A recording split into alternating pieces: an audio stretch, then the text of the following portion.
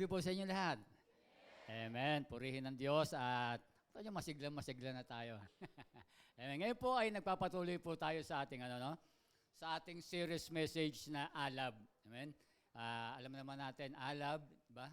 Yung ibig sabihin nito yung harapan natin. Yung ito yung series natin kung saan yung nagpapatuloy, yung nag-aapoy, nag-iinit, 'di ba?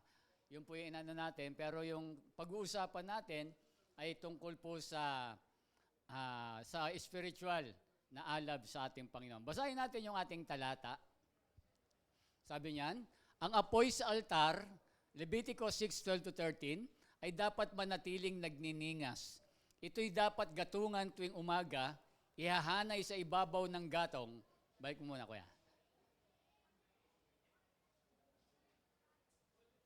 Balik muna kayo. Yan. Oh.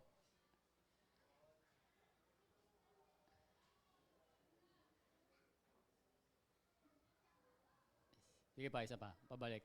Yan. Ihahanay sa ibabaw ng gatong ang handog na susunugin at ang tabang kinuha sa handog na pangkapayapaan. Next. Next slide. Yan. Hayaang laging may apoy sa altar at hindi ito dapat pabayaang mamatay. Amen. Ito pong serye natin this coming October, itong October, and then ito po yung lalakaran kasi sa anniversary, ito po yung pinakaano natin. Ito po yung pinaka-team natin, yung alab, at yun din po yung talata natin.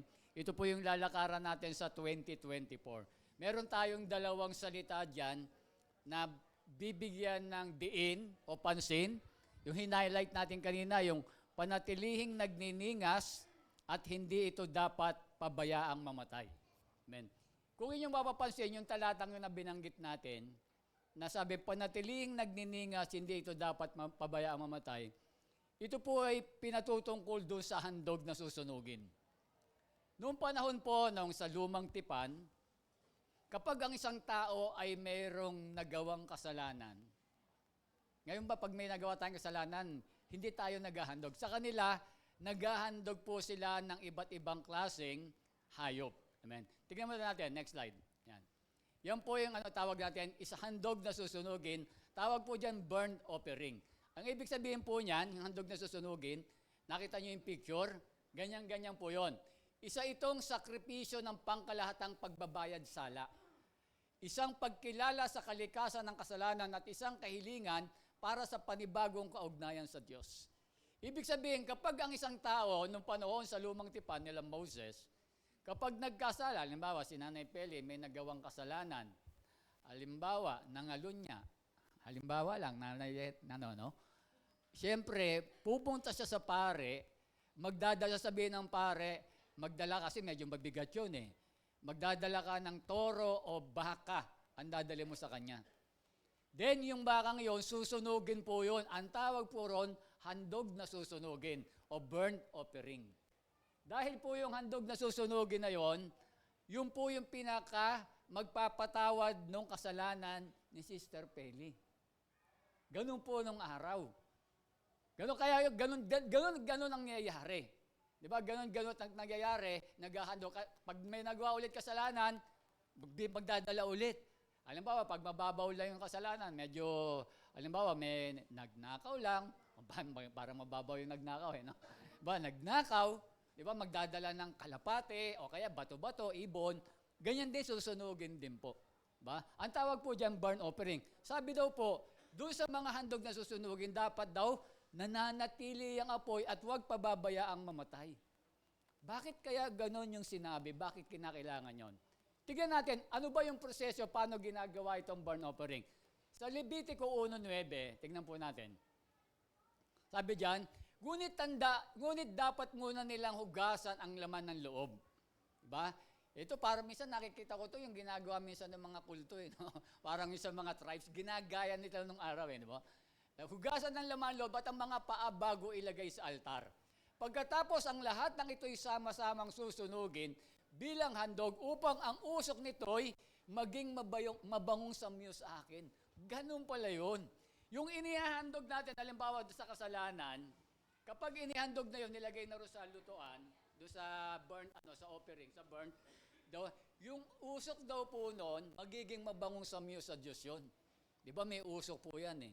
At pag naamoy ng Diyos yon, yun na yung matutuwa ang Diyos, yung kasalanan, nung naghandog doon, patatawarin yung kanyang kasalanan.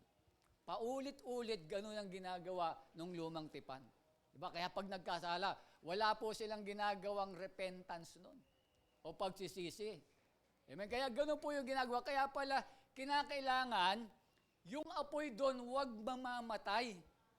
Dapat tuloy-tuloy po yun. Tuloy-tuloy po yun dapat. Kasi pag namatay yun, mawawala na yung usok, di ba? Unless wala na yung hayop po ron, ha? Hanggat hindi na nawawala yung hayop doon, dapat tuloy-tuloy yung apoy po ron. Amen. Ngayon, titignan natin, ano ba yung implikasyon niyan sa buhay natin ngayon? Amen. Next slide. Ano ang kaugnayan sa ating panahon ng handog na sinunog? Ang kaugnayan niyan, ngayon po sa panahon natin ngayon, di ba, alam natin, dati merong sinusunog para mapatawad ang kasalanan, ngayon isa na lang po. Inihandog ang buhay ng ating Panginoong Jesucristo. Para yung lahat nating kasalanan at yung ugnayan natin sa Diyos ay maibalik, siya po ay inihandog at siya ay namatay doon sa krus ng Kalbaryo. Wala na pong gagawing burnt offering ngayon. Burnt offering. Siya na lang po. Kaya dapat, ano po, di ba? Kaya dapat yung po mga kasalanan natin, pag humingi lang po tayo ngayon, pag humingi ka lang ng tawad sa Diyos, 1 John 1:9, patatawarin ka ng Diyos. Hindi mo na kinakailangan magdala ng kahit anong hayop. Yun lang po yung dadali natin. Diba? Kaya ito, ano po yung dahilan, bakit kinakailangan? Kaya ngayon po, tayo po anong gagawin natin, implication sa buhay. Kaya dapat tayo pong lahat, nananatili yung ano po natin, yung pagsaserve, pagsamba at paglilingkod natin sa Diyos. Hindi dapat nawawala yung apoy. Ano ba yung apoy? Hindi nawawala yung alab. Hindi nawawala yung ningas. Hindi nawawala yung init. Diba? Ganun po dapat. Kaya walang dahilan para hindi natin gawin yung bakit. Pinatawad yung ating mga kasalanan eh. Diba? Kasi kapag walang kapatawaran, hindi kang malalangit. Diba? Hindi tayo mapupunta sa hindi natin makakasama sa ang Diyos sa buhay na walang hanggan. Amen? Kaya ganun pala yun. Yun yung implikasyon sa buhay natin at yun po yung lalakaran natin ngayon. Marami kasi sa atin sa mga mananampalataya, yung ating paglilingkod sa Panginoon, hindi natin siniseryoso. Di ba? Tatanggapin natin ang Panginoon, sasabihin natin siya yung Panginoon, tagapagligtas ng ating buhay, pero ang nangyari, hindi tayo nagtutuloy-tuloy, nawawala tayo. Maraming nawawala pagdating sa Panginoon. Kaya yun po yung gusto natin na mabago yung ganong kultura, mabago yung ganong natural na nangyayari sa bawat church. At hindi lang po sa church natin, kahit sa ibang church meron yan. Amen? Kaya yun po yung gusto nating bigyan ng solusyon, ngayon pong taon na ito. Yan po yung gusto nating bigyan ng solusyon. Amen? Next slide. Yan. Ito po yung mga pag-uusapan po natin. Last Sunday, bakit mahalaga sa Panginoon na tayo ay mag-alab? Ang topic ni Kuya AJ dyan, binigyan bangsin niya dyan, yung definition ng burnt offering. Para ang kahalagahan yung pag-alab natin sa Panginoon, lumalim sa presensya ng Diyos. Pangalawa, yung kabanalan. At yung kabanalan may kaugnayan doon sa atonement of our sin. Yung pagbabayad sala ng ating mga kasalanan. Ngayon ang pag-uusapan natin, paano natin mapapanatili ang alab ng pananampalataya. Tayo po, yung pananampalataya natin na hindi po tayo pabago-bago. Paano mapapanatili na nagniningas? Diba? Paano mananatili na nag-aapoy o siguro naglalagablab sa init? Diba? Yung ating pananampalataya. Paano natin mapapanatili yan? Amen? Ito, next slide. Yan. Ito rin po yung gagamitin nating talata, yung Leviticus 6:12-13. Amen? Sabi dyan, ang apoy sa altar ay dapat panatiliing nagniningas. Ito'y dapat gatungan. Tuwing umaga, ihahanay sa ibabaw ng gatong ang handog na susunugin at ang toldang kinuha sa handog pangkapayapaan. Next. Sabi nga po dyan, next slide. Hayaang laging may apoy sa altar, hindi ito dapat pabayaang mamatay. Ang pamagat po ng ating pag-uusapan ngayong gabing ito, next slide. Ayan. Paano natin mapapanatili ang alab ng ating pananampalataya? Amen. Gusto nyo bang manatili yung alab ng inyong pananampalataya? Ang ibig sabihin niya, sa mababaw na salita, yung init ng paglilingkod natin sa Diyos hindi nagbabago. Kasi, di ba, yung paglilingkod ginagawa natin, minsan nandito ka, susunod, Hindi ko alam kung nandito ka. Hindi ganun yung init eh. Nawawala yung lamig pag ganun eh. Di ba? Nawawala eh. Para, di ba sabi nga, para magtuloy-tuloy, dapat laging may apoy. Dapat tuloy-tuloy. Di ba? Kasi pag nandito ka, nag-aapoy ka ngayon, susunod, wala ka, nawala yung apoy. Yun yung gusto natin mabigyan solusyon. Yun po yung bibigyan natin pagpapahalaga ngayon. Amen? Next slide. Ningas kugon. Alam niyo po ba yung salitang ningas kugon? Di ba? Salita na mga, sa atin lang ba yan? Sa Pilipinas lang yan, no? Yung ningas kugon. Yung ningas kugon, yung kugon, ano pala yan? Dahon pala yan, no? Pag sinindihan mo kasi yung kugon, ang bilis yan mag-apoy. Talagang lumahalagablab yan. Pero magugulat ka na lang, maya-maya lang, unti-unti namamatay. Alam nyo, sa ating mga Christian, merong din mga ganyan eh. Yung nakita mo, ang ningas-ningas nung unang tinanggap si Kristo. Diba? Ang sipag-sipag. Diba? Mag-encounter, diba? Tapos, pagkatapos ng encounter, magte-testimony, iiyak, diba? Lahat, ang sipag. Dadalo ng gawain, attend ng Sunday, attend ng prayer meeting, pag mga kabataan, attend ng turning point. Minsan sa sobrang sipag, pati sa couple, suma-attend din. Diba? Sa sobrang init, naglalagablab talaga eh. Diba? Pero magugulat ka, after a month, after a year, hindi mo na makikita. Alam niyo, paulit-ulit sa church, ganyan nangyayari. Yung 500 na disciple, yung laging umattend ng prayer meeting, ano prayer natin? 500 disciples sa taong 2023. Alam niyo, yung 500, dapat napakaliit na yan. Kung nananatili lang yung apoy, yung alab, naku, hindi lang tayo 500 eh. Mula na kahit simulan na natin doon pa lang tayo sa Salt and Light Church na lang. Huwag na nating simulan sa Beautiful Temple. Diba? Nakaka 5 years na tayo. Sobra-sobra na yung 500. Diba? Kaya makita natin, naging pabago-bago yung nakikita natin. Tignan mo yung katabi mo. Sige, tignan mo yan. Ayan. Alam mo, diba? Ang nangyayari, alam nyo po, minsan after a month, ano ngayon, October? Minsan November, di mo na makikita yan. Di mo na makikita. Ngayong October, makikita mo pa, mag-anniversary kasi. December, makikita mo, may ano tayo, may Christmas party tayo, magkikita-kita pa tayo niyan. Di ba? Ganun. 2024, ewan ko lang, sana po nandito pa rin. Di ba? Minsan ganun eh. Hindi na nakita kita, iba-iba yung dahilan eh. Ang mga kabataan, mostly dahilan yan. Alam mo na, love life, di ba? Ang mga nanay at tatay, pera, di ba? Yung mga dahilan eh. Di ba? Yun lang naman ang ano yan eh. Simpleng-simple lang naman eh. Di ba? Ganun, kasi gusto natin ngayon, ibinigay ng Diyos sa atin na maputol na yung kulturang yan eh. Diba? Halos taon-taon na lang prayer portrait tayo. Yung po kasi evangelism natin. Yung campus ministry natin, yun po yung malakas natin. Pero makita mo nandiyan, makita natin yung mga kabayan, ha? I-selfie nyo nga yung mga yan, tignan nyo kasi 2024 kung nandito pa yung mga yan. Di ba? Lahat ng mga nandito. Tignan nyo kung 2024, makikita pa natin yan. Kasi, alam nyo po, hindi nyo po naiintindihan yung lalim ng pagiging Kristiyano natin. Hindi nyo po naiintindihan pa kasi. Di ba? Ang akala natin, yung pagsaserve kay Lord, yung ginagawa natin dito, okay lang na hindi tuloy-tuloy. Okay lang na kung ano yung gusto ko gawin. No. Hindi ikaw ang masusunod. Di ba? Hindi mo hawak ang buhay mo.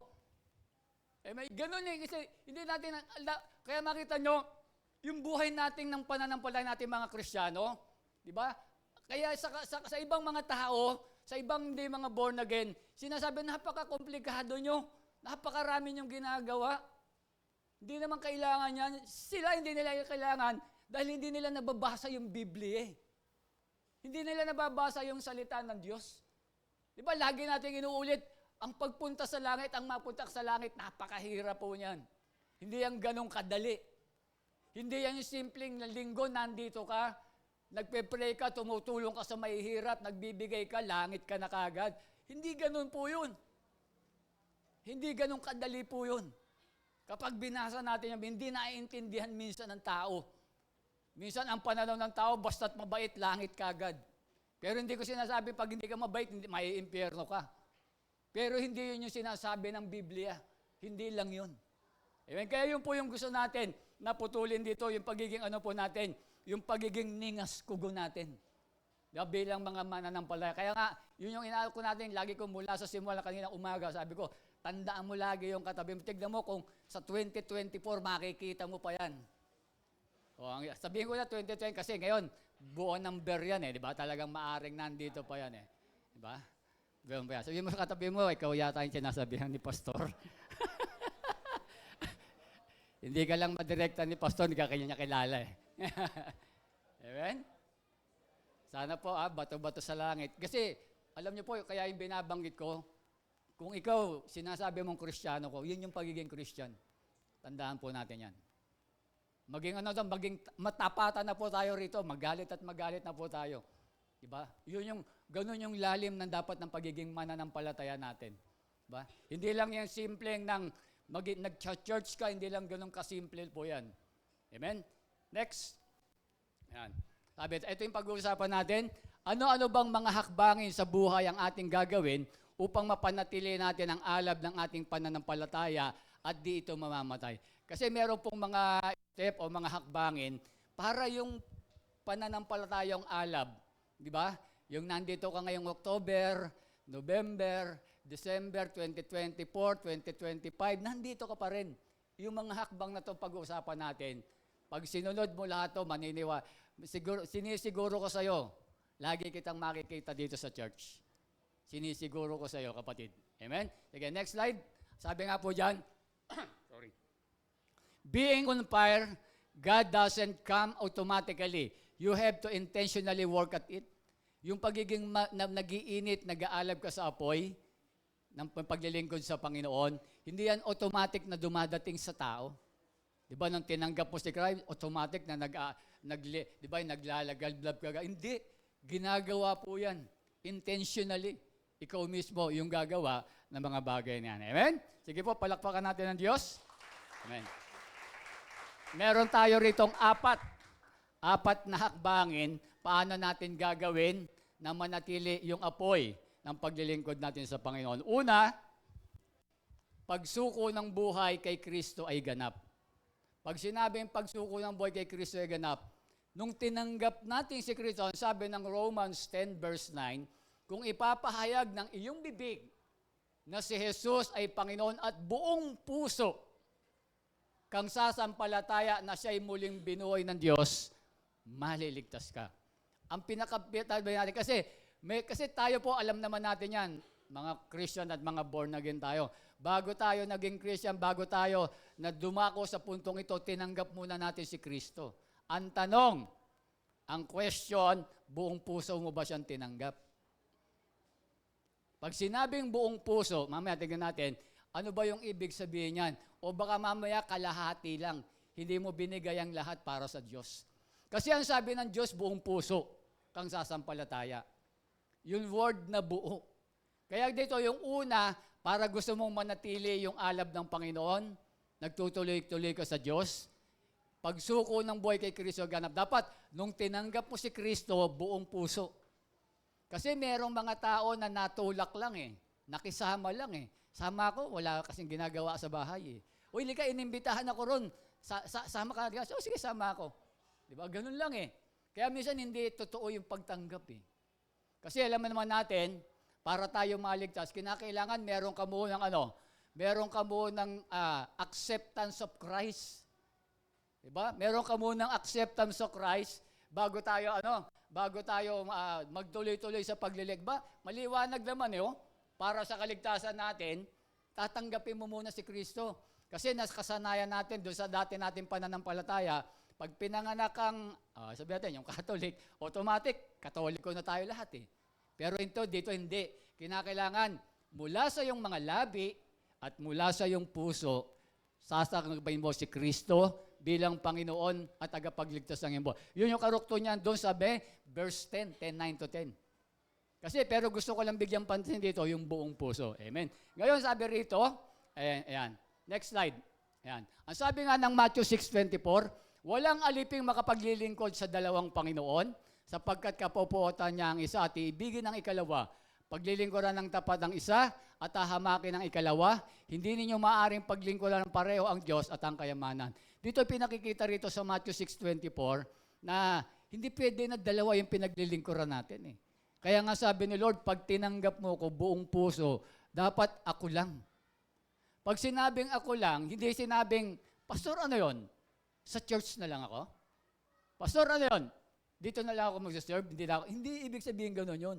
Pag sinabi mo gano'n, paulit-ulit natin sinasabi, yung priority mo yung Diyos pagdating sa pagsaserve sa Panginoon.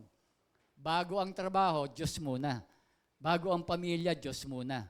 Bago ang pag-aaral, Diyos muna. Amen? Ganun po yung gusto natin bigyan pagpapahalaga. Di ba? Kaya doon kasi, hindi kasi pag dalawa yan, nag-ano ka nag-iisip ka, ano ba, attend ba ako o ito gagawin ko? Ganun yan, hindi pwede yun. Pag alam mong Sunday, Sunday ka. Huwag ka na mag-iisip. Sunday na nga, mag-iisip ka pa kung a-attend ka o hindi. Kung dito ako, Sunday na yun eh. Ano na yun? Automatic na yun. Wala nang ano yun. Wala nang tanong, Lord, magcha-church ba ako? Dako, kung nandyan na si Lord, babatukan ka nun. Anak, Sunday na, tinatanong mo pa. Hindi na tinatanong yung given na yun eh. Para sa Diyos na yung Sunday. Kahit nga, di ba, sabi ko nga po sa Exodus, nung panahon noon, di ba, sa lumang tipan, kapag pumasok ka ng Sunday, nagtrabaho ka ng Sunday, patay. Patay lahat ng pumapasok. Kinakailangan, mag-serve ka kay Lord sa Sunday. Ilalaan niyo po yung isang araw para sa Diyos. Di ba? Kaya ako, yung aking mga anak, di ba, nagnegosyo sila. Yung laundry shop nila, Sunday, sarado yun. Ang Sunday, malakas. Sa laundry shop, di ba, alam nyo naman yan. Di ba, ang sa Sunday, sabi nga nung taga ron sa San Miguel, ba't wala kayo ng Sunday? Sabado at Linggo lang yung malakas. Pero Sunday, sarado sila. Pero alam nyo, ang Diyos napakabuti. Pagdating ng Monday, yung mga Sunday, doon na lang pumupunta. Doon yung papakita, yun yung faith. Di ba? Dapat maging ganoon tayo. Diba? Ang Sunday, ilaan natin yan para sa Diyos, yung bagay na yan. Amen? Palakpakan natin ang Panginoon. Amen? Ngayon, paano ba yung pagsuko ng buhay kay Kristo ay gana? Diba? Ibig sabihin, nung tinanggap mo si Kristo ng buong puso, dapat ito na yung mga ginagawa natin. Una, ang buhay ay para kay Kristo. Yung buhay mo nakalaan na yan kay Christ. Diba? Ang sabi ng Galatia 2:20, kaya hindi na ako ang nabubuhay ngayon, kundi si Kristo na ang nabubuhay sa akin. At ang buhay ko ngayon sa katawan ay ikinabubuhay ko sa pamamagitan ng pananampalataya sa anak ng Diyos na nagmahal sa akin at nagandog ng kanyang sarili para sa akin. Ibig sabihin pala yon, kapag ikaw ay tinanggap mo si Christ ng buong puso, dapat yung iyong puso, di ba, si Kristo na yung nandyan. Amen. Sino ba yung nandyan sa puso nyo? Kuya, sining nandyan? Yung jowa mo? Yung jowa nyo ba? Yung tayo asawa mo ba? Hindi yung asawa mo nandyan, dapat si Kristo. Dahil kung yung asawa mo lang nandyan, hindi yan yung kukumpleto kasi ng buhay mo. Di ba? Kapag nagwala yan, wala na. Dapat si Kristo nandyan. Siya yung yung buhay mo ay para kay, di ba sabi nga ni Pablo, ang mabuhay kay Kristo, di ba? Ang mabuhay ay para kay Kristo at ang mamatay ay pakinabang.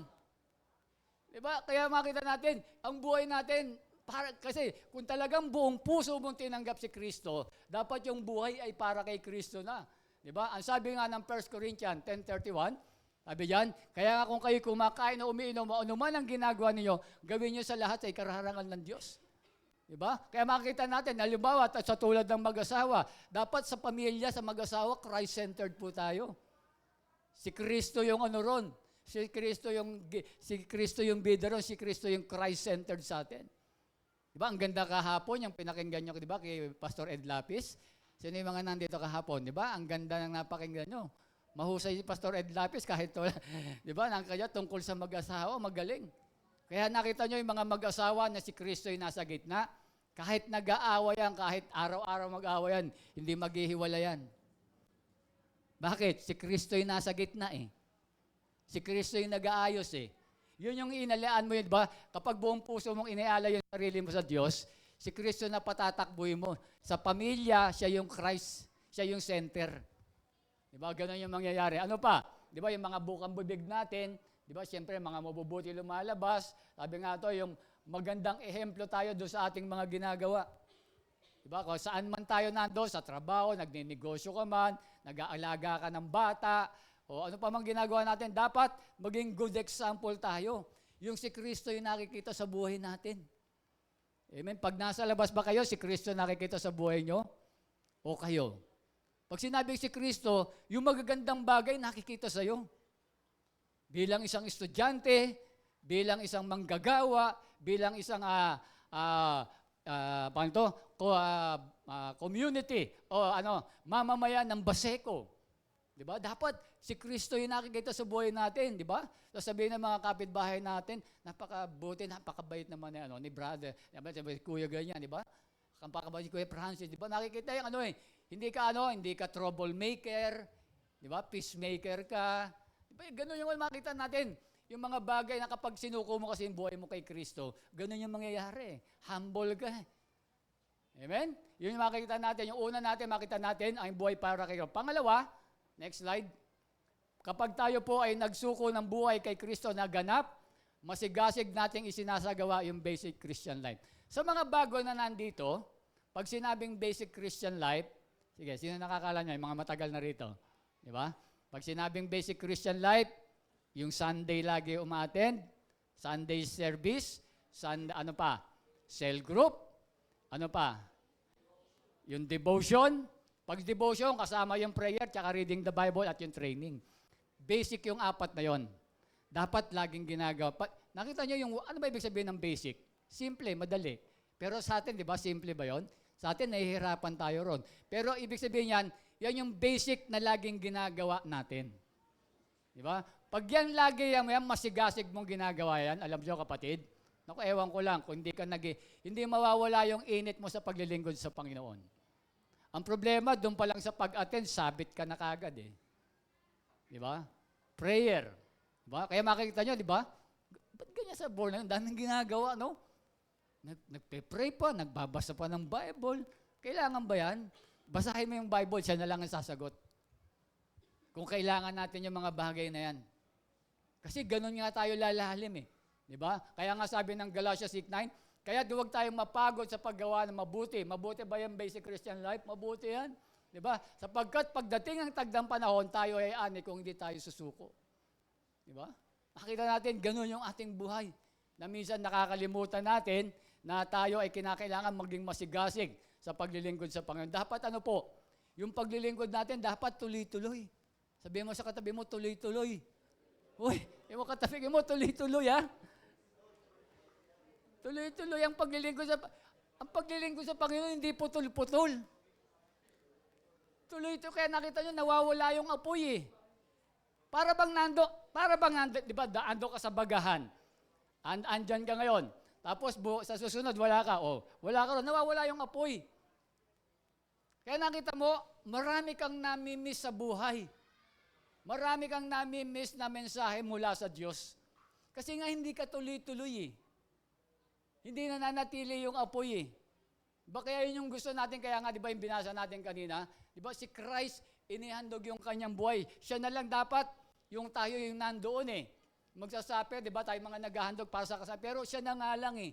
Ang gagawin na lang natin, dahil inihandog niya yung buhay para sa atin, ang gagawin na lang natin, mag-aapoy tayo, di ba, mag-aalab yung ating pananampalataya para sa pagsunod sa Kanya. Yung buhay natin ay para kay Kristo na. Kasi yung buhay, iba, yung mga kasalanan natin para mapunta tayo sa langit, malinis ito, si Kristo na nga yung gumawa eh. Ang gusto na lang ni Christ, tuloy-tuloy yung paglilingkod natin sa Panginoon.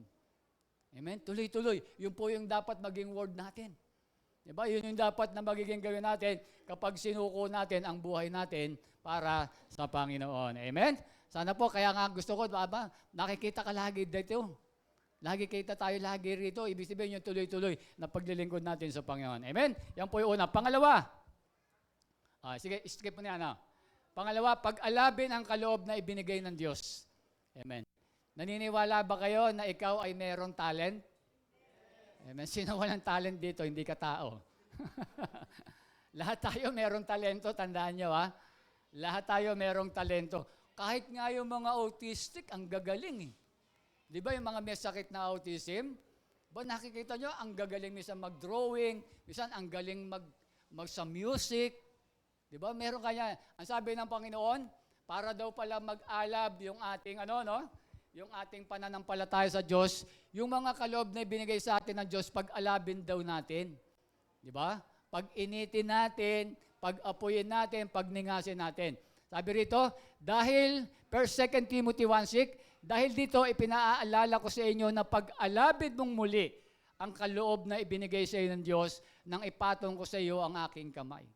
Kasi meron tayong iba't ibang kaloob, dapat ipagamit natin sa Diyos yan para mag-alab yan. Kasi pag pinagamit mo pala sa Diyos yan, mananatili ang apoy.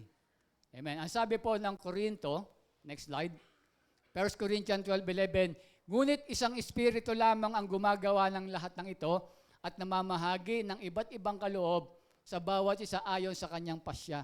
Tignan nyo, kapatid, lahat tayo merong kanya-kanyang kaloob. Kaya lang, ano sabi diyan? Iba't ibang kaloob sa bawat isa ayon sa kanyang pasya. Ibig sabihin talagang yung pagpapasya niya kung ano yung kaloob, yung Diyos yung nagpapasya. Diba? Ako, katulad ako, meron ako mga kaloob na wala kayo. Pero meron kayong kaloob na wala ako. Na kaya niyong gawin, ako hindi ko kayang gawin. Magkakaiba tayo. Diba? Kaya makikita natin, iba-iba yung kaloob na ibinigay sa atin ng Panginoon. Pero dapat sabi ni Timothy, ay sabi ni Paul kay Timothy, pag-alabi mo yung kaloob na ibinigay sa iyo. 'Di ba? Pag inihitin mo 'yan, para yung iyong pananampalataya, hindi mawawala yung ningas, hindi mawawala yung apoy. Tuloy-tuloy ka na naglilingkod sa ating Panginoon. Alam niyo po ba yung parable of the talents? Yung talinhaga tungkol sa talento, yung meron pong isang yung Panginoon, meron siya, nagbigay siya sa mga manlalakbay, nagbigay siya ng 5,000, 2,000 at 1,000. Alam niyo po yan? Sino nakabasa na po niyan? Parable of the talents tawag yan eh. Siguro yung iba hindi nakaalam, kwento lang natin. Meron po sa mga manlalakbay, meron po sa isang may pera, nagbigay po siya ng 5,000 sa isang naglalakbay. Sabi niya, at yung 5,000, ipangalakal mo yan. O, tapos meron din dumaan na 2,000, may binigyan niya rin ng 2,000. Sabi niya, yan 2,000, ipangalakal mo yan, ha? Tapos meron din binigyan na 1,000. Sabi niya, 1,000, ipangalakal mo yan. Then after a year, bumalik na po yung binigyan ng 5,000. Sabi niya, Panginoon, ito na po yung 5,000 at ito yung tumo ko na 5,000. Ang sabi ng Panginoon, mabuti at tapat ng lingkod ng Diyos. Amen? Ayun yung sabi niya. Kasi bakit? Ginamit niya at pinag-alap niya yung talento na ibinigay sa kanya ng Panginoon. Pangalawa, yung 2,000 naman, bumalik din, Panginoon, ito na po yung 2,000 binigay niyo sa akin, ibig sabihin yun yung talento, at ito po yung tubo na 2,000. Sabi, magaling at tapat na lingkod na alipin. Yung 1,000, Panginoon, ibinaong ko po sa lupa, kasi natatakot po ako sa inyo eh. Alam ko, matahapang po kayo, baka mamaya, mawala po ito, lalo kayo magalit sa akin. Ang sabi ng Panginoon, di ba? Sabi niya, itong alipin na ito, hindi niya ginamit yung kanyang talento. Sabi niya, yung talento mo, ibibigay pa sa iba. Sabi niya, ano ibig sabihin? Yung talent na binigay sa kanya, hindi niya ginamit. Kaya kayo po ba, meron po ba kayong mga talento? Ipagamit niyo po sa Diyos yan. Di ba? Sabi rito, alam niyo po, yung ito pong ginamit ni Jesus ang talinhaga ng talento upang ituro sa atin kung gaano kalaki ang ating responsibilidad na gagamitin ang ibinigay sa atin ng Diyos para palaguin yung kanyang kaharian. Binigyan tayo ng iba't ibang talento, gagamitin mo dito yan at gagamitin mo rin sa labas yan. Para gagamitin mo rito sa church, para saan daw? Hindi naman usapin ng pera to eh. Talinhaga lang nga ito eh. Usapin ito ng talento na yung talento na meron ka, ano bang galing meron ka? Paggamit mo yan para palaguin yung kaharian ng Diyos. Kasi magkakaiba tayo ng ginagawa. Sabi ko nga, merong alam si Kuya yun na hindi ko alam eh. Maaring makakatulong siya sa church. Diba kaya nakita nyo, meron tayong iba't ibang talento rito. Meron tayong mission, meron tayong ushering, meron tayong multimedia. Iba-iba po yan. At dito nakita natin, kapatid, nakita naming mga leader ng Salt and Light Church na dito sa church, isang kultura para maging mainit sa paglilingkod. Ang isang mananampalataya ay binibigyan, kinakailangan magkaroon siya ng ministry. Pag sinabing ministry, yung paglilingkod. Kaya nakita natin niyo po yung bagay na yan. na kapag meron kang ministry, talagang nagiging may. Kasi bakit? Meron kang responsibilidad na ginagawa eh. Tingnan natin, di ba, nakita nyo, yung mga natin, di ba? Kaya yung ministry natin dito, hindi tayo katulad doon sa ibang church. Di ba? Yung ministry natin dito, ina-applyan po natin para ka nag-a-apply ng trabaho. Diba? Yung mga may ministry rito, alam nila po yan. Tayo naman po, lahat yan pwede yan. Mga nanay, tatay, kabataan. Tanong dyan sa may mga ministry, meron pang mga interview yan. Di ba? Meron ka pang kontrata na pipirmahan. Di ba? Ganun po tayo yung ministry natin. Nakapirma ka ba, Tatay Mervin? O volunteer ka? Nakapirma, Tatay Joy? Pumirma pala. Pumirma pala. Yung meron pong ganun. Kaya nakita natin, naging masigasig. Kasi alam niya, meron kang responsibility. Para dasan daw ba ito? Para sa paglago ng church. Kasi magkakaiba kasi yung talento natin eh. Pwedeng yung talento mo, wala ako eh. Hindi naman pwedeng lahat, pastor, nandito tayo lahat sa harapan. Diba? Marami kayong mga talento na hindi ko kayang gawin. Kung ako gagawa lahat ito, mamamatay kagad ako. Di ba meron kasi mga ganun church eh. Siya na yung nagsasalita rito, siya yung nag-MC. Minsan siya pa nga yung gitarista eh. Siya rin nga yung song leader eh. O tapos magpipreach siya sa opening prayer pa, siya na lahat eh. Hindi ko lang alam kung pag sa opening siya rin kumukuha. Patay ang pastor doon, baka isang buwan pa lang, patay na yon. Kaya ganun, meron pong ganyan. Ang sabi niya, para mag-inig, pag-alabi niya, sabi ni Paul kay Timothy, nung ipinatong ko yung kamay sa iyo, sabi niya kay Timothy, pag-alabi mo yung kaloob na binigay ko sa iyo. Kasi kapag nakita nyo, tanong niya yung may mga ministry. Diba? Tanong niya yung may mga ministry. Dati hindi nagde-devotion niya, ngayon nagde-devotion na. Dati hindi kasi bakit? Mauubligay ang mga yan, kinakailangan magde-devotion ka eh. Si Tatay Mervin lang yata exempted eh. Amen. Next slide. Ayan. Ano ang impact sa iyo ng iyong ministry? Diba? Ano ba yung nagiging impact sa iyo ng iyong ministry? Malaki yung nagiging impact sa buhay natin to. Diba? Tanong natin yung mga bago. Si Kuya Clint. Kuya Clint, ano yung naging impact sa spiritual life ng buhay mo? Ano yung marami? Sabihin mo marami, hindi nila alam eh. Alam ko marami ka nang napamigay sa mga padyak, mga pagkain. Wow, nakita nyo, naging humble daw siya. Oh. Ano pa? Lumawak yung pasensya mo. Okay, thank you ha. O, sino pa? Gusto ko yung mga bago lang. Kasi makita natin sa mga nag-ministry. Si Kuya Dave. Si Mark. Kuya Mark.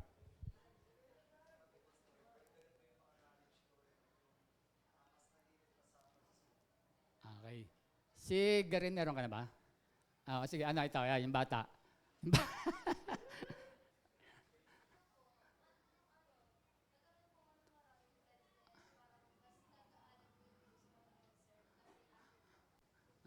Amen. Palakpakan natin ang Panginoon. Amen.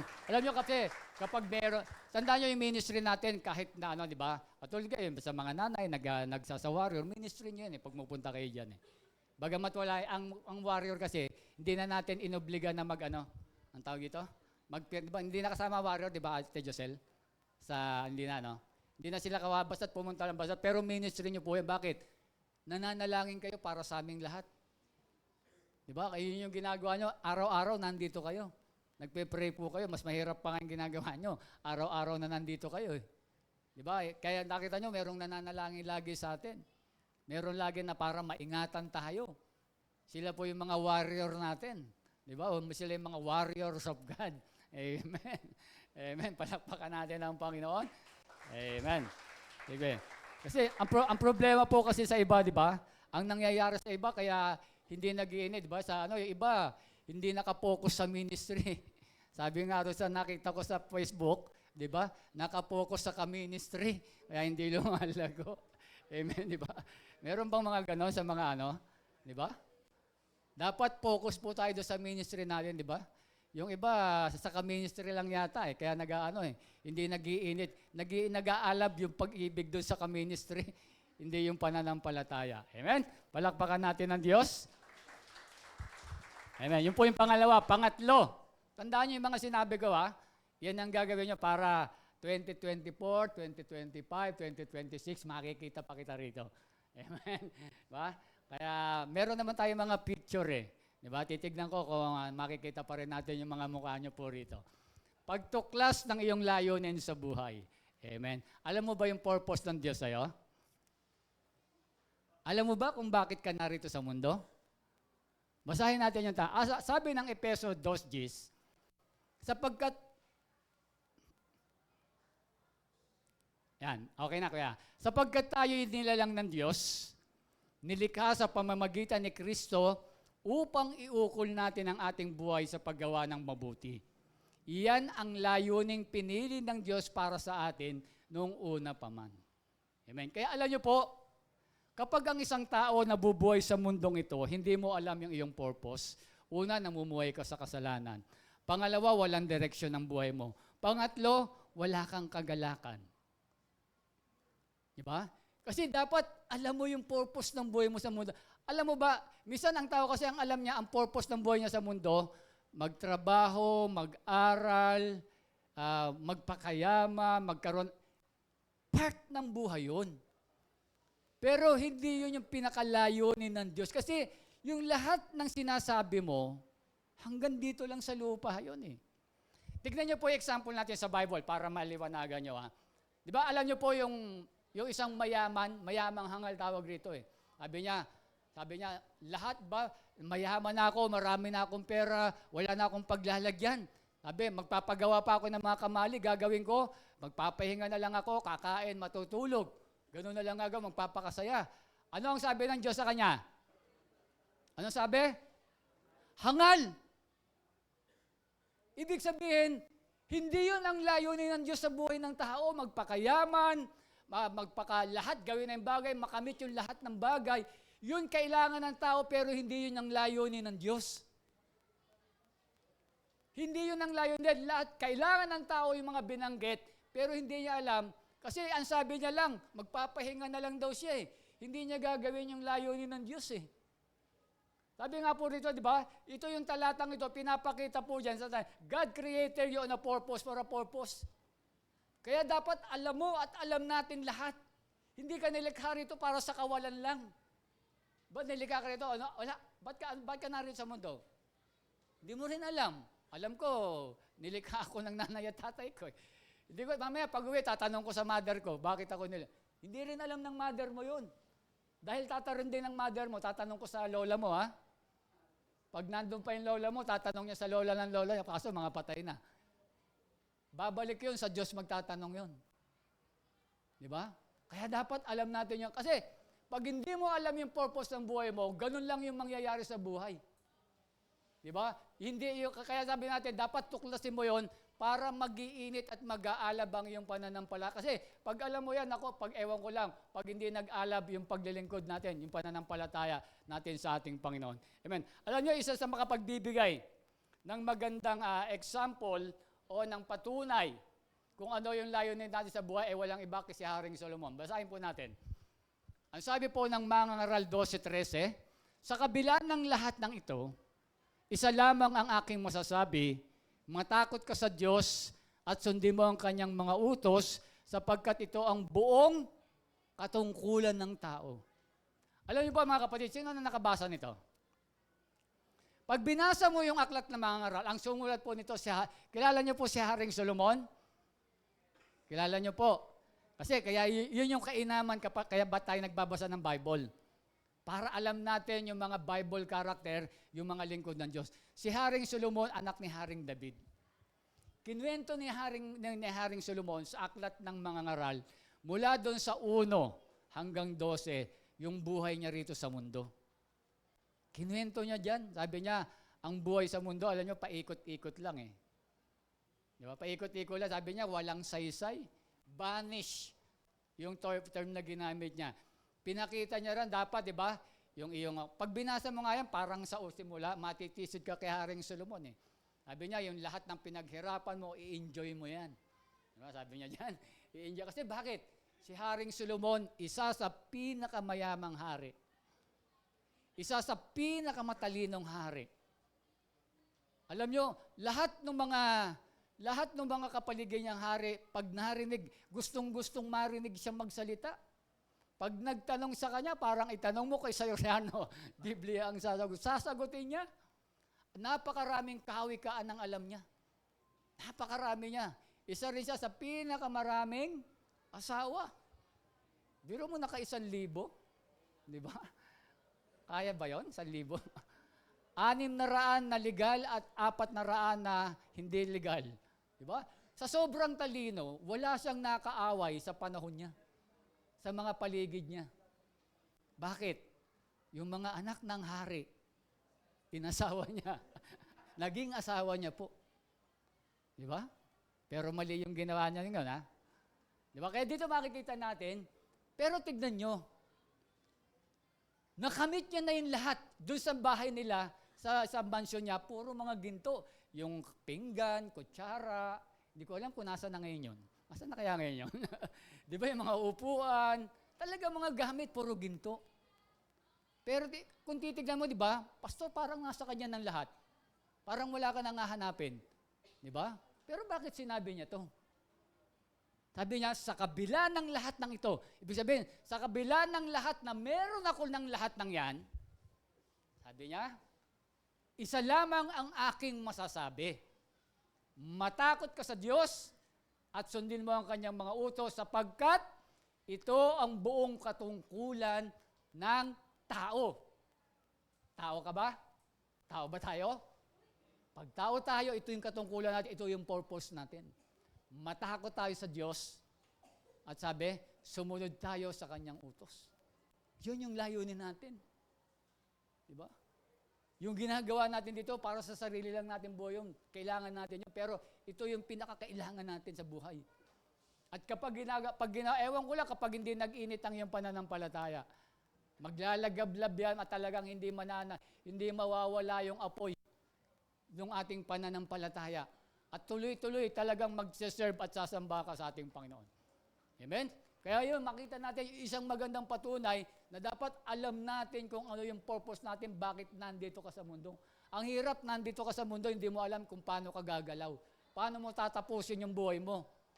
Ano ba yun? Magpapakayaman na lang ba ako rito? Mag-aasawa ka ng marami, i-enjoy ko yung pera ko? Magliliwaliw ako? Ba? Pupunta ako ng Malaysia? Pupunta ako ng iba't ibang bansa? Amen? Ganun na lang ba gawin ko? Kaya dapat alam natin yun eh. Ngayon, tignan po natin, next slide. Ayan. Ano ba yung ibig sabihin na matakot sa Diyos? Alam mo, yung matakot sa Diyos, dalawang term yan eh. Yung matakot sa Diyos sa mga unbeliever, pag sinabi kong unbeliever, hindi kumikilala kay Kristo. Sa kanila, pag sinabing matakot ka sa Diyos, yung takot nila, yung judgment day. Di ba yung anak ko? Huling panahon na pala, paghuhukom na yata. Takot sila. Bakit? Alam nila, hindi sila gumagawa ng tama. Huling panahon na eh.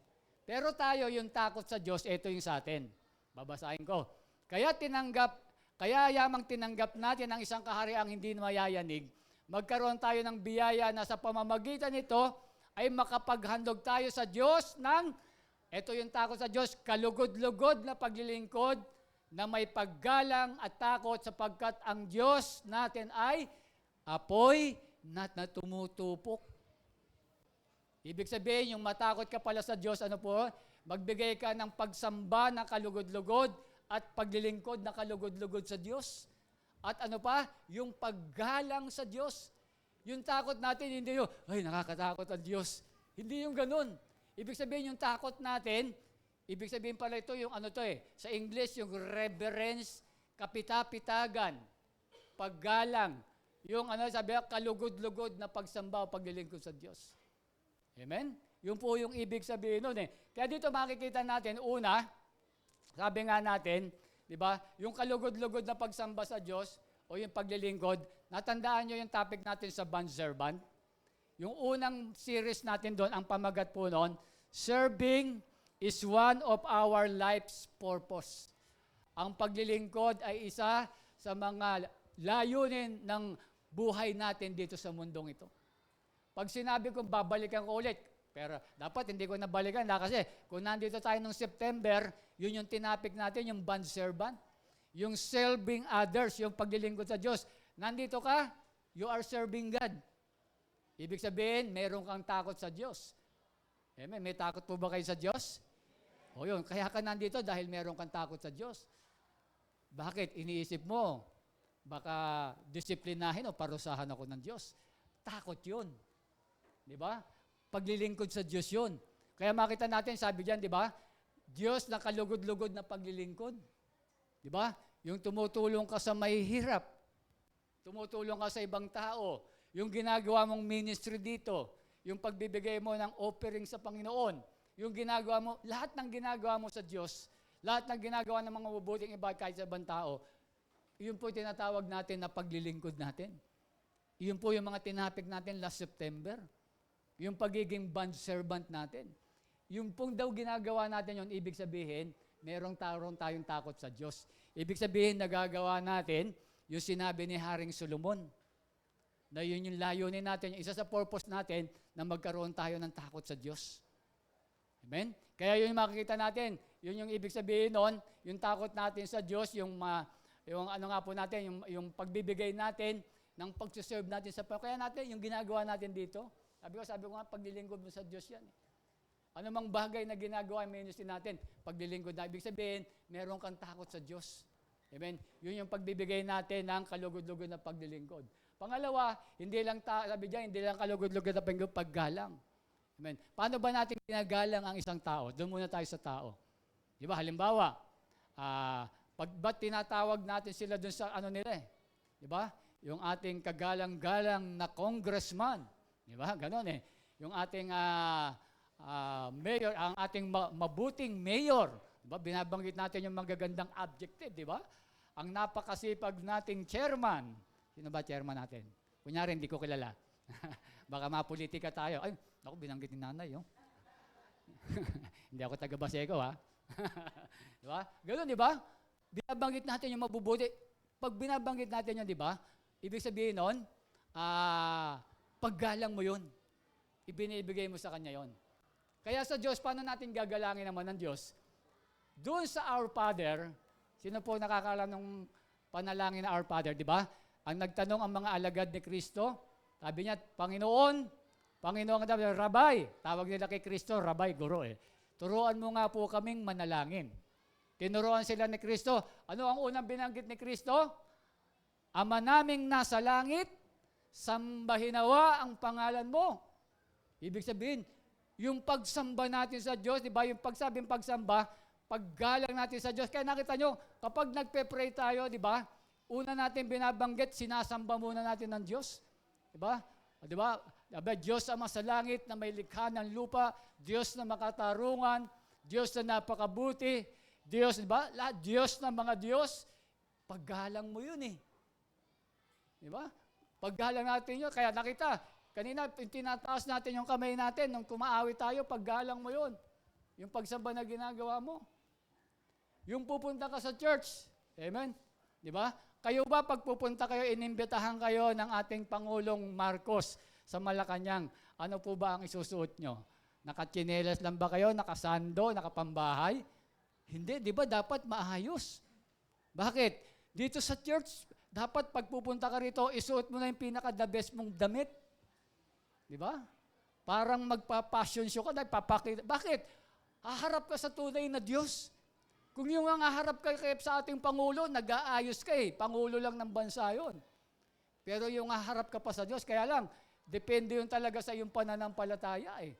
Kaya dapat, di ba, pag pupunta ka sa church, hindi yung parang inutusan ka lang bumili ng patis. Di ba? Yung iba parang nautusan lang bumili ng patis na suka eh. Di ba? Nakachinelas, nakasando. Di ba? Pero yung iba rito na nandito, na nakachinelas, wala naman, di ba? Kung todo na sa iyan, wala kang sapatos, alam naman ng Diyos, okay yun. Pero baka mamaya meron kang sapatos pag inimbitahan ka sa birthday, kung todo ka magpumustura. Pero pag pupunta ka sa church, parang binabaliwala mo lang. Hindi mo ginagalang. Yung pupuntahan, alam mo naman, para sa Diyos yung gagawin mo. Dapat, binibigay na ba? Ilabas nyo na yung mga nakatago nyo, magagandang damit. Yun ang isuot nyo. Diba? Malapit lang naman kayo dito, huwag na kayong mahiya. Diba? O baka natatakot lang kayo na, ay, mga born again. Minsan natatandaan ko yung kapitbahay namin. Alam nyo, kaya ayoko sa born again. Nakita ko araw-araw umaalis. Kukulangin yung damit ko eh. Sabi ko, pati yung damit, dinahilan pa eh, no? Wala raw, iba, dahilan pa, wala raw sila magagandang damit. Eh kung yun yung pinakamaganda sa'yo, yun ang isuot mo. Kasi paggalang mo po yun, paggalang natin yun. Amen? Kaya pag pupunta tayo rito, suot nyo yung best nyo. Hindi yung sinusuot nyo, yung pampalengke nyo, di ba? Yung pampambahay nyo. Kapatid, pupunta ka sa church. Di ba? Kung maaari, talagang bumili ka. Kung may pambili ka ng bumili ka ng magagandang damit. Hindi ka lang bumibili pag anniversary. Amen. Anniversary po natin, October 22. O yan, bumili kayo ng magagandang damit nyo. Amen? Kaya yung makita natin, yung paggalang na ibinibigay natin sa ating Panginoon. Amen? Palakpakan natin ang Panginoon. Amen? Yan po yung makita natin, ganun yung pag-ibig sabihin na meron tayong takot sa Diyos. Amen? Yung ginagalang po natin, yung ating Diyos na buhay, ang totoo. Kasi yun po yung layo, yung purpose natin. Diba? Kaya tayo nilikha para sambahin ng Diyos, matakot sa ating Panginoon. Amen? Pangalawa, sumunod sa Diyos. Amen? Una, matakot sa Diyos. Ito po yung mga purpose natin. Dapat alam mo to. Kapag tinuklas mo at alam mo to, ewan ko lang pag hindi ka mag-init sa paglilingkod sa Panginoon. Ang sabi doon ng Matthew 22:36-40, Guro, alin po ba ang pinakamahalagang utos sa kautusan? Tanong niya, sumagot si Jesus, ibigin mo ang Panginoon mong Diyos ng buong puso, ng buong kaluluwa at ng buong pag-iisip. Ito ang pinakamahalagang utos. Tignan nyo, binanggit na naman dito, buo. Di ba kaya yung pagsaserve natin kay Lord, tuloy-tuloy. Kasi pag hindi tuloy-tuloy, ibig sabihin hindi buo, hindi kalahati. Kung magsaserve ka, ibigay mo na yung best. Di ba? Maglalangad ba? Lagi nating binabanggit, ilang linggo meron sa isang taon? Yan? Galing Anong year ka na? Okay lang. 52. Biro mo 52 lang. Sa loob ng 365 days, 52 ka lang pupunta sa church. Nabigyan mo ng parangal ang Diyos. Diba? Ilang oras ka lang rito? 2 hanggang 3 oras, pinakamatagal na yon. Diba? Pag mag-cell group, medyo madadagdagan ng 1 oras. Diba? Ganun lang, ilibero mo. 365, ilan lang yun? 52 over 365, ilan yun? Ilang porsyento lang yun sa isang taon? Ilalaan mo yun para sa Panginoon. Amen? Kaya di ba, yun yung pinakamahalaga na sabi diyan, alam niyo po ba, itong binanggit na pinakamahalagang utos, ito yung 10 utos, kinompress lang ni Christ. Kasi yung unang 5, nakatuon yun lahat sa Diyos. Yung pangalawang utos, next slide, nakatuon sa tao. Yun na lang, kinompress niya lang. Yan, sabi, ito naman ang pangalawa, tignan mo ibigin mo ang iyong kapwa gaya ng pag-ibig mo sa sarili. Sa dalawang utos na ito, nakasalalay ang buong kautusan ni Moses at katuruan ng mga propeta. Kaya yung greatest commandment, 2 lang yan. Pero doon sa lumang tipan, di ba, 10 yan. Kaya sabi ng mga tao, sabi, ito si Christ, sabi ng mga Pariseo, nilalabag mo yung utos ni Kristo ni Moses Hindi. Ito lang yung binanggitin mo. Basahin niyo po yung 1 to 5 ng 10 utos, nakatuon yun tungkol sa Diyos.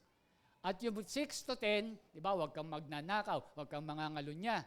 Di ba, tungkol na yung puro tungkol sa tao. Kaya nakita niyo yung una, ibigin mo ang buong yung Diyos, buong puso, buong kaluluwa at buong pag-iisip. Kaya dapat ganun po na yung pagkatakot sa Diyos, then yung pagsunod natin dapat buo po yan. Di ba? Hindi po kaya yung ginagawa natin dapat tuloy-tuloy po yung ating gagawin. Amen? Palakpakan natin ang Panginoon. Nasa last na po tayo. Panghuli. Ayan, panghuli na tayo. Yan, pakikisama sa kapwa mananampalataya. Amen. Ibig sabihin, dapat kinakailangan, di ba? Basahin po muna natin yung talata. Sikapin din, Hebreo 10:24-25, sikapin din natin gisingin ang damdamin ng bawat isa sa pagmamahal sa kapwa at sa paggawa ng mabuti. Next. Huwag nating kaligtaan ang pagdalo sa ating mga pagtitipon gaya ng ginagawa ng ilan. Sa halip, palakasin natin ang loob ng isa't isa, lalo na ngayon nakikita nating malapit na ang araw ng Panginoon. Purihin ang salita ng Panginoon. Alam niyo po, isang magandang example dyan. Pag sinabi yung pakikisama sa kapwa mananampalataya. Tignan niyo po ito. Kapag kayo po ay laging sumasama sa taong, sabihin natin, mga drug user, ano po mangyayari sa'yo? Magiging addict ka rin. Diba? Kaya dito, ang sabi ng Panginoon dito, diba, para mag-init ang iyong pananampalataya, makisama ka rin doon sa kapwa mo mananampalataya. Hindi ko sinasabing huwag kayong makisama sa hindi mananampalataya. Kaya lang, diba, sabi nga po na, hindi ko nailagay dyan, diba, yung mga bad people, bad influence people, nakasisira ng pag-uugali yan. Pipiliin mo rin, hindi ko naman sinabing ang lahat yung mga unbeliever, puro masasamang tao na. Para ba ang pakikisama mo lang, puro Christian. Pero ito kasi, yung pinupunto rito, yung para mag-init yung iyong pananampalataya. Kasi kapag kapwa Kristiyano mo, lagi nakakahalubilo mo, yun din yung nagiging life mo na eh. Tignan nyo yung mga prayer warrior, sila lagi magkakasama. Kamusta naman kayo mga prayer warrior natin? Di ba? Magaganda naman ba yung pinag-uusapan nyo dyan? Di ba? Hindi pa ako nakaka-attend dyan eh. Di ba? Kaya makita natin dito, kapag gano'n, di ba? Kapag mabubuting tao yung kasama mo, magiging mabuti ka rin. Di ba? Pag katulad ni Reynante na gwapo ka rin. Di ba? Kaya kung sino, di ba kinakailangan rito yung pakikisama natin, di ba? Mahalaga po yung pakikisama natin sa ating kapwa mananampalataya. Mahalaga kasi yung meron tayo, hindi sabi nga po rito, ang buhay ng Kristiyano ay hindi nilalayong mamuhay ng nag-iisa, kundi sa pakikisama sa ibang mananampalataya. Ang regular totoong buhay araw-araw na pakikisama sa ibang mga Kristiyano ay isang mahalagang bahagi ng paglago at pagtatyaga ng Kristiyano. Ibig sabihin, bahagi ng buhay nating Kristiyano na hindi dapat tayo namumuhay na mag-isa lang. Diba? Dapat talagang nakikisama tayo, diba? Nakikisa tayo sa kapwa mananampalataya. Naalala ko yun, diba? Napanood nyo ba yun sa kulto? Kay Senyor Aguila? Diba? Pinanonood ko po yan. Natutuwa ako, no? Nakita ko yung mga nila, yung mga bakit sila tinawag na kulto, ay meron silang kasi pinagpapares-pares sila eh. Kasi pala, ang sabi pala ng yung kanilang doktrina, ang mga single daw, hello, mga single, impyerno daw kayo. Narinig nyo na ba si Senyor Aguila? Ano masasabi mo kay Ate Jo? Impyerno daw mga single, sabi ni Senyor Aguila. Kaya pala ginagawa niya, pinagpa-partner niya kahit 12 years old, 13 years old, kinakasal niya. Dahil ang nakaligtas daw doon sa panahon ni Noah, partner. Kaso mga hayop yun eh. Di ba? In-apply niya yun. Mali yung application ng Bible. Kaya pala ganon, sabi niya, pag single daw, impyerno. Ibang klase, no? Lalong hindi aatin si Ate Jocelyn doon. Hindi, kasi, ibig sabihin yung nag-iisa, di ba? Kaya dito makita natin, bagamat di tayo niwala, pero di ba yung kaya dito, kinakailangan yung pakikisama natin sa kapwa mananampalataya natin, nagbibigay ng init sa ating pananampalataya. Subukan nyo, di ba, sino na yung mga nag-iihaw dito? Di ba, tignan nyo yung mga iniihaw, di ba? Pag sama-sama doon sa pinaka may apoy, lalong nag-aapoy lahat, di ba? Subukan mong ihiwala yung isa. Ano mangyayari doon sa isa? Mawala na yung apoy, mamamatay. Ganon din yun. Hindi nalalayo sa mga kapwa manan. Subukan mo, di ba, dito ka, ilayo mo yung sarili mo rito. Mawawala yung init ng paglilingkod mo sa Panginoon. Di ba? Kaya minsan, kung kailan ka may problema, dapat lalo kang nandito. Hindi yung may problema ka na, lalo kapag lumalayo, lalo mong nilalayo sa apoy yung sarili mo. Tuluyan ka nang mamamatay yung apoy. Tignan mo yung mga lumayo, tuluyan nang namatay yung apoy. Dapat lumapit ka doon sa mga nag-aapoy. Doon sa mga kapatid sa pananampalataya na may maibibigay at na may maitutulong sa atin para mapalakas yung ating mga pananampalataya. Tignan natin yung mga gawain ng mga unang mga simbahan. Sa aklat ng mga gawa. Sabi diyan, mga gawa 2:46-47, araw-araw sila'y nagkakatipon sa templo, masayang nagpipira-piraso ng tinapay sa kanilang mga tahanan at may malinis na kalooban. Nagpupuri sila sa Diyos at kinalulugdan rin sila ng lahat ng tao at bawat araw ay dinaragdag sa kanila ng Panginoon ng mga naliligtas. Amen. Dito kaya nakita nyo, yung mga unang simbahan, yung mga unang mananampalataya, araw-araw talaga, nasa templo sila. Parang yung mga warriors natin, ganun po. Araw-araw nando sila. Kaya lang sila, nagpupunta doon sa iba, sa templo, iba sa bahay-bahay. Amen. Kasi maganda kasi yung lagi mong nakikisama ka doon sa mga kapwa mo mananampalataya. Diba? Pag gano'n, subukan mo na lagi ka nakikisama doon sa mga nagbibingo, magiging araw-araw nagbibingo ka na. Diba? Eh, yun ang inihanap, alas 2 na. Mga mare, asan na yung mga, asan na yung mga karton nyo, wala pa. Diba? Yun lagi iniisip mo. Dito hindi, alas 3 na, magpe-pray na tayo, warrior na. Diba? Hindi ko naman, diba? Ganun pag mga nanay, diba? Ganun yung time ng mga nanay, mga siesta time, diba? Tapos na yung mga labahin, tapos na yung mga niluto. Alas 2 na, labas na yung mga karton. Latag na latag. Diba, sa lugar kasi namin, nakikita ko sa lugar namin doon Doon, pag laging ganun ka, yun ang magiging buhay mo araw-araw. Di ba? Pero pagkasama ka lagi doon sa mga mananampalataya, ganun yung magiging buhay. Kaya yung pakikisama, yun yung nagpapainit sa ating pananampalataya. Amen? Next slide. Sabi rito, ito ay paalala ng Diyos. Doon sa Hebrews 10:25, doon sa unang salita yan, di ba? Ito ay paalala ng Diyos sa ating kapwa mananampalataya. Ang sabi diyan, huwag nating kaliligtaan ng pagdalo sa ating mga pagtitipon. Meron na kagad reminder ang Diyos Huwag nating kaliligtaan. Di ba? Reminder na ng Diyos yan. Kaya sabi diyan, ano ibig sabihin yan? Ang mga Kristiyano ay hindi dapat uminto sa pagtitipon dahil tayo ay bumubuo ng isang pamilya. Pamilya ng Diyos o ang sambahayan ng pananampalataya. Kaya sabi niya, huwag niyo kakaligtaan yung mga pagtitipon. Bakit? Bumubuo tayo ng isang pamilya ng Diyos. Kaya dapat every Sunday, di ba kayo nga gusto niyo lagi magkakasama kayo ng pamilya Ganun din. Every Sunday, sabi niya, remind niya, huwag niyo naman, parang kung kasal tayo, huwag niyo naman kaliligtaan yung pagtitipon. Kasi pag Sunday, dito lang tayo nagkikita Ano pa ginagawa natin dito? Next slide, kuya.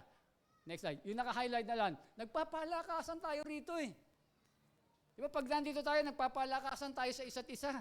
Di ba, baka meron kang problema, isa-share mo yung problema mo. Yung maganda, yung kapwa mananampalataya mo nagsasabi kung ano yung solusyon. Kasi minsan, hindi ko naman nila lahat. Pag mga unbeliever, di ba, nag-away kayong mag-asawa. Sabi ko sa iyo, hiwalayan mo na yan Ang tigas ng ulo mo Di ba? Yan kasi pa pinili mo Ganun kaagad ang yan Sa atin, hindi ganun kaagad. Di ba?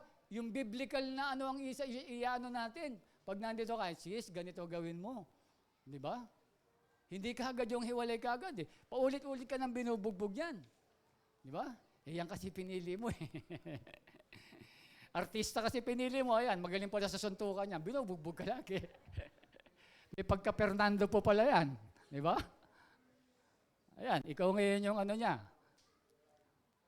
May kaya dito, di ba? Pag nandito, yun yung pinakamaganda. Next slide.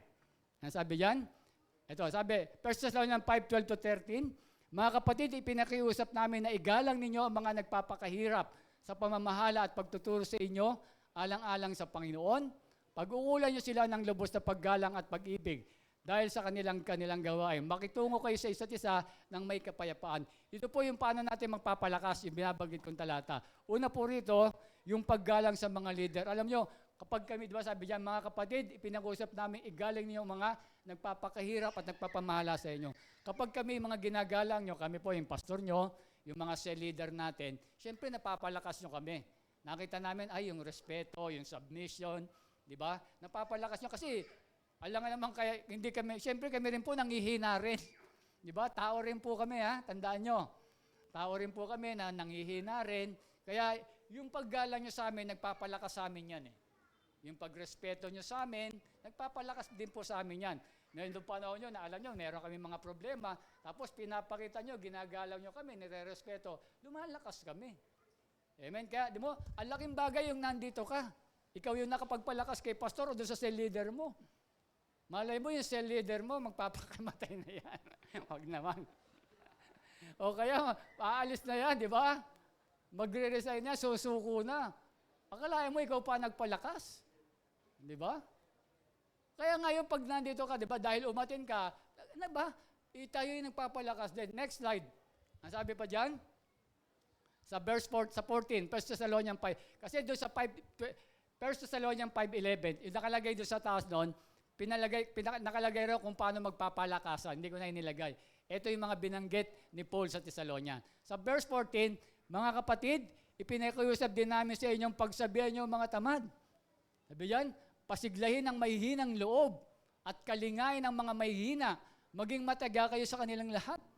Yan, yung pangalawa natin, sabi diyan, matyagang pagpapaalala doon sa mahihina.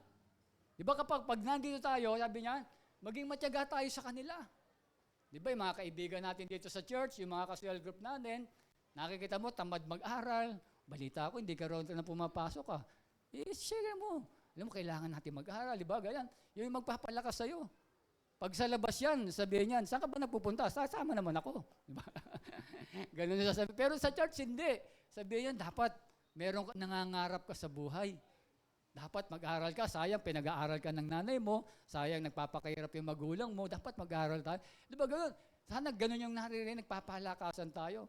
Yung mga mahihina sa pananampalataya, meron tayong mga problema. Kaya yun yung ginagawa pag nando sa church. Yun yung sinasabi nagpapalakasan. Amen. Verse 15. Sabi diyan, huwag ninyong pagigantihan ang gumawa na sa inyo ng masama. Sa halip, magpatuloy kayo sa paggawa ng mabuti sa isa't isa at sa lahat. Yung pangatlo po natin, sabi rito, magpatuloy tayo sa paggawa ng mabuti sa isa't isa sa lahat. Nagtutulungan po tayo rito.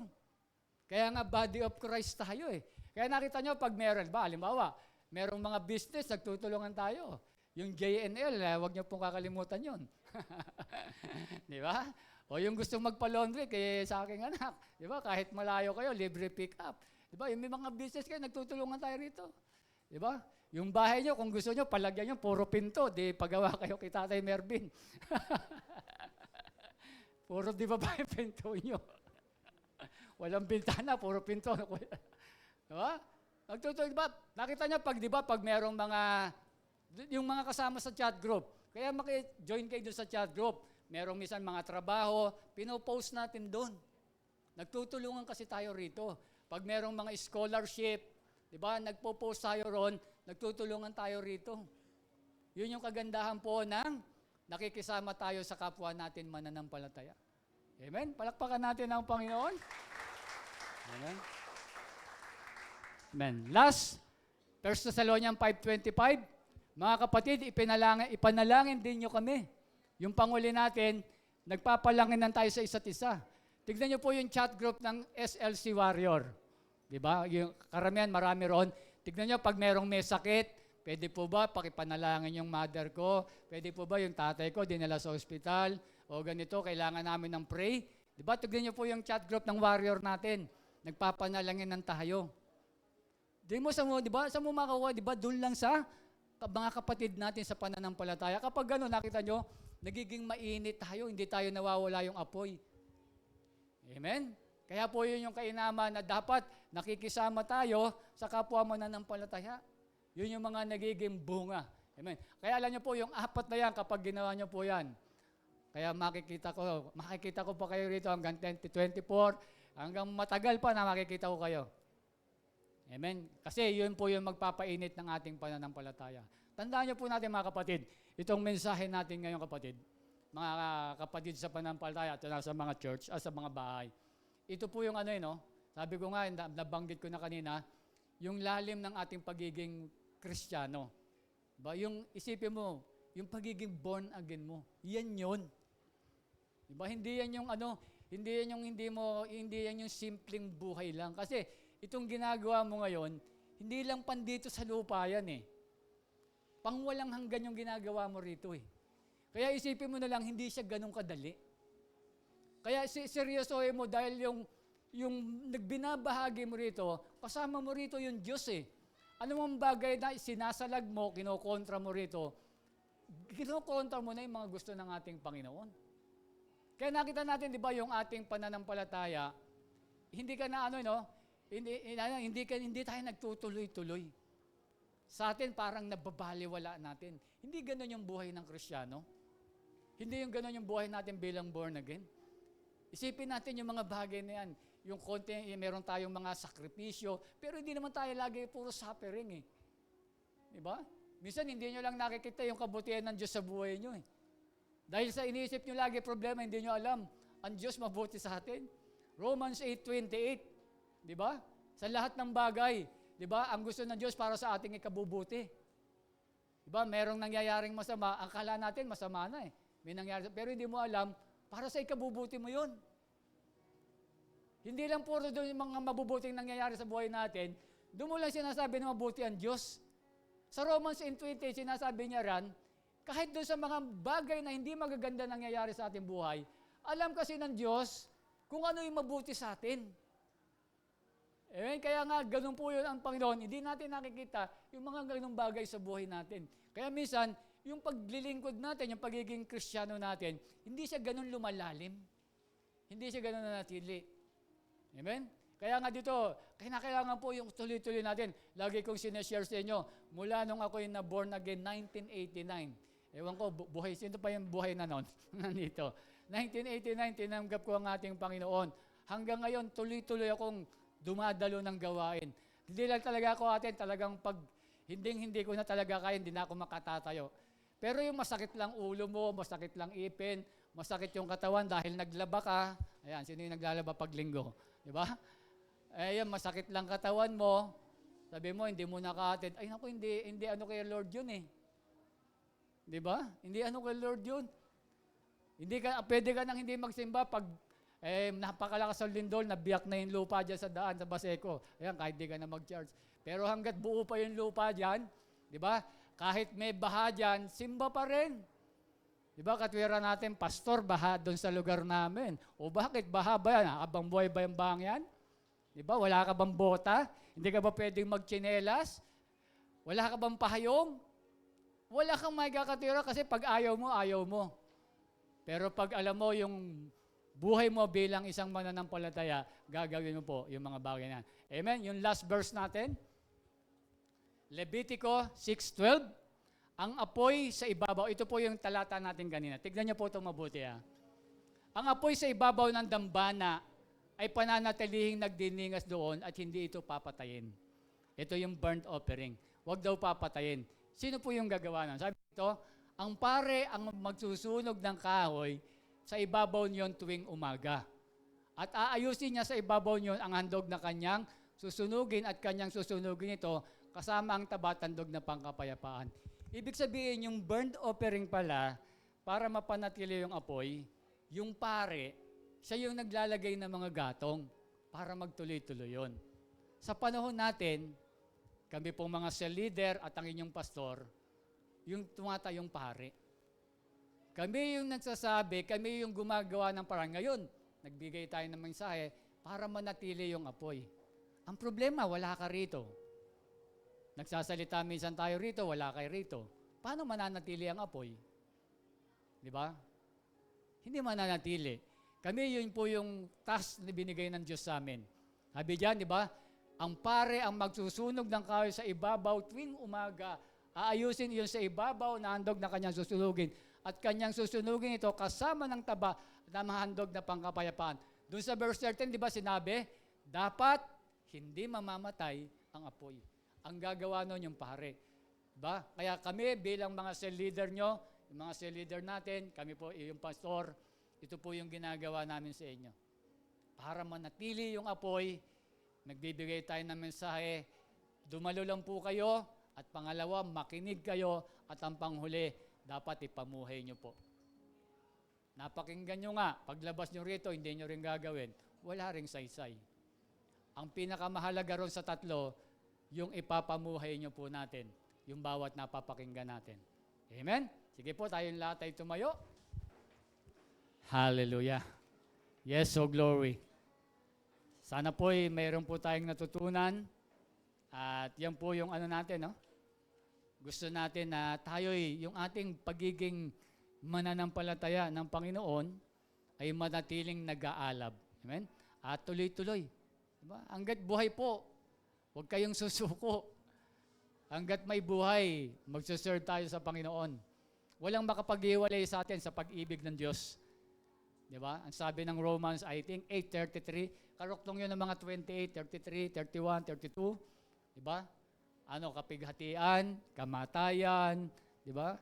Ang daming binanggiton, walang makapaghiwalay sa atin sa paglilingkod, sa pag-ibig ng Diyos. Amen. Kaya ano man ang mangyari, diba, dapat ituloy natin. Kasi alam naman natin, di ba, walang ba, yung 1 Corinthians 15:58, bawat ginagawa natin, meron niyang kabuluhan. Diba, lahat ng ginagawa natin para sa Diyos may kabuluhan yan. Hindi mo lang di ba, naka-ano yan, kumbaga sa naka-record yan, parang sa estudyante, naka-record na yan. Yung mga hindi mabubura yan. Yung attend mo ngayon, naka-check kay Lord yan. Hindi mabubura yon. Pero yung mga ginagawa mo rito, yung ginawa mo, di ba, yung mga kayamanan natin, wala na yun, hindi naman madadala doon yun eh. Hindi naman nakalagay yun, ito, 5 milyon yung naging net worth mo sa isang taon. Hindi na ilalagay ni Lord doon. Ang mahalaga kayo, di ba, sabi niya, huwag kayong mag-ipon ng kayamanan dito sa lupa, ipunin nyo yung kayamanan sa langit. Kaya yung mga ginagawa natin sa Diyos, mahirap man yan. Naka-record kay Lord yan. Pagdating ng panahon sa ating huling paghuhukom, di ba? Ipakikita sa iyo ng Diyos na napakabuti. Di ba? Ito yung mga ginawa mo. Di ba? Ito yung mga ginawa natin. Tumulong ka sa kapwa. Andito ka pag Sunday. Nagbibigay ka ng iyong mga tulong sa mga tao. Di ba? Makikita natin, di ba? Walang lihim na di mabubunyag. Yun, ilalantad lahat ng Diyos yun sa pagdating ng araw. Amen? Sige, tayo po yung manalangin. Purihin kayo, Diyos. Lord, marami pong salamat sa gabing ito, Panginoon. Thank you, Lord. Napakabuti mo sa aming mga taga-Salt and Light Church. I know, Lord, yung ibang church nakaka-experience din ng ganitong problema about, Lord, sa hindi pananatili ng fire sa Diyos. Pero, Lord, kami matagal na naming na-experience itong bagay nito.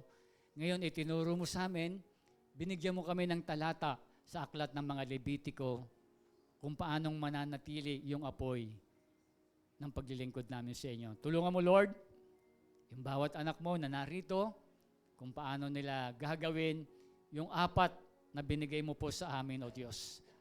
Tulungan mo, Lord, na ipamuhay namin itong yung 4 na napakinggan namin. Ikaw nawa, Lord, yung maghari sa aming mga buhay para, Lord, mananatili yung aming pagiging Christian, Panginoon. Hindi, Lord, nandito lang kami ngayon sa susunod na buwan, sa susunod na taon, at susunod pa mga taon ay hindi naman kami makikita. Huwag nawang mangyari, Lord, yung mga bagay na yan. Lord, mula nang tinanggap ka po ng iyong mga anak, hanggang sa huling buhay niya rito sa mundong ito, ay mananatili siyang tapat na naglilingkod sa inyo.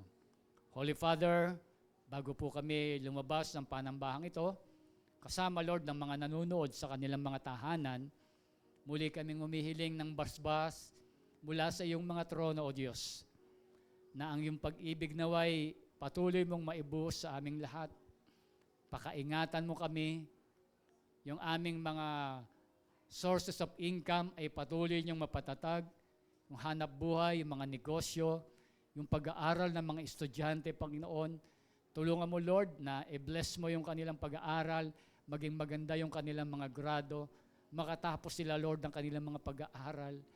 Lord, ang iyong mukha nawa, Lord, ay makita ng iyong mga anak, ang iyong presensya ay maramdaman nila, Lord, sa araw-araw, at ang kapayapaan nawa, O Diyos, ay makatanggap namin ngayon at magpakailanman, lahat po tayo ay magsabi ng Amen. Purihin ng Diyos.